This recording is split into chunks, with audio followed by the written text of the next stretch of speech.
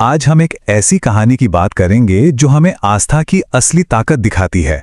ये कहानी है गोपाल की, एक बहुत ही साधारण से चरवाहे की, जिसकी अटूट भक्ति ने खुद भगवान को उसके दरवाजे पर आने को मजबूर कर दिया। तो सवाल ये उठता है कि क्या एक आम इंसान की सीधी साधी अटूट आस्था में सच में इतनी शक्ति हो सकती है कि वो भगवान को भी पिघला दे? चलिए गोपाल की इस कमाल की कहानी में इस सवाल का जवाब ढूंढने की कोशिश करते हैं। तो हमारी कहानी शुरू होती है गोपाल से, एक सीधा साधा चरवाहा जिसे जरा भी अंदाजा नहीं था कि उसकी ये रोजमर्रा की जिंदगी एक बहुत ही असाधारण मोड़ लेने वाली थी। गोपाल की दुनिया न बहुत छोटी सी थी, बस जंगल, उसके मवेशी और खुला आसमान। उसे धर्मग्रंथों का कोई ज्ञान नहीं था, न ही उसने कभी कोई सत्संग या प्रवचन सुना था। वो बस एक भोला भाला सीधा साधा इंसान था। फिर एक दिन अचानक उसके कानों में श्री राम जय राम की आवाज पड़ी, और पता नहीं उन शब्दों में ऐसा क्या जादू था कि गोपाल को एक अजीब सी, एक ऐसी खुशी महसूस हुई जो उसने पहले कभी नहीं जानी थी। बस उसी पल से वो भी इस नाम को जपने लगा। लेकिन देखिए, जहां एक तरफ गोपाल को इस नाम जाप में एक सुकून और आनंद मिल रहा था, वहीं दूसरी तरफ गांव वाले उसे मूर्ख समझकर उसका मजाक उड़ाते थे। और इस मजाक ने उसके मन में एक गहरा सवाल पैदा कर दिया कि क्या वो जो कर रहा है वो सही भी है या नहीं। लोगों के इन तानों से परेशान होकर गोपाल बेचैनी से किसी ऐसे इंसान को ढूंढने लगा, किसी ऐसे गुरु को जो उसके मन की उलझन को दूर कर सके और उसे सही रास्ता दिखा सके। और फिर ऐसा लगा जैसे उसकी प्रार्थना सुन ली गई हो। अचानक एक तेजस्वी गुरु उसके सामने आ खड़े हुए।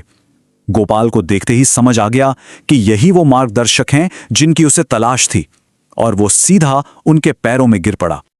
गोपाल को अपनी सीमाओं का पता था। उसने गुरु से बड़ी सरलता से कहा, देखिए, मैं ज्यादा नियम कानून नहीं समझता, मुझे बस एक आदेश दीजिए, सिर्फ एक, और मैं उसके लिए अपनी जान भी दे दूंगा।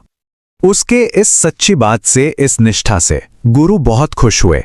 उन्होंने उसे एक बहुत ही सरल लेकिन जिंदगी बदल देने वाला नियम दिया। तुम्हारे आराध्य देव गोविंद हैं, यानी श्री कृष्ण, और उन्हें भोग लगाए बिना तुम्हें कुछ भी नहीं खाना है।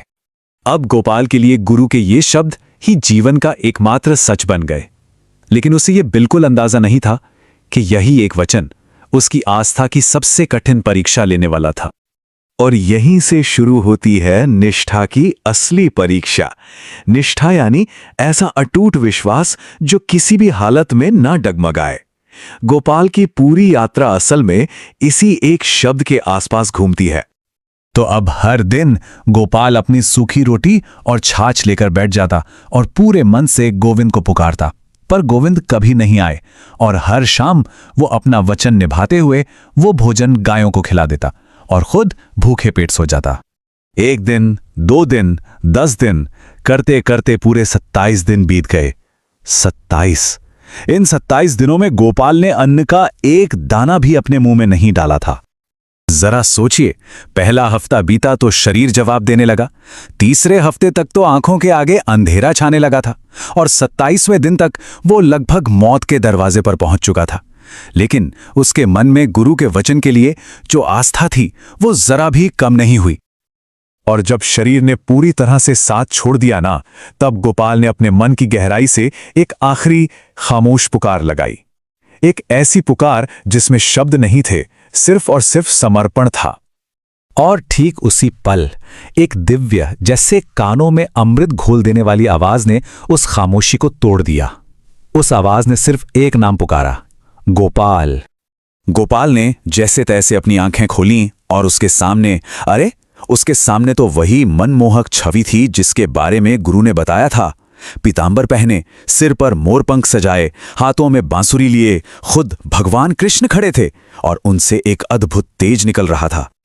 भगवान ने आगे बढ़कर गोपाल को अपनी बाहों में उठा लिया, और उस एक स्पर्श से, सिर्फ एक स्पर्श से 27 दिनों की भूख, दर्द और कमजोरी सब कुछ पल भर में गायब हो गया। यही तो है ईश्वरीय कृपा की शक्ति। फिर भगवान कृष्ण वहीं जमीन पर बैठ गए और गोपाल की लाई हुई सूखी रोटी को बड़े प्यार से खाने लगे। उन्होंने समझाया कि उन्हें 56 भोग की नहीं, बल्कि गोपाल जैसी सच्ची और निश्चल भक्ति की भूख है।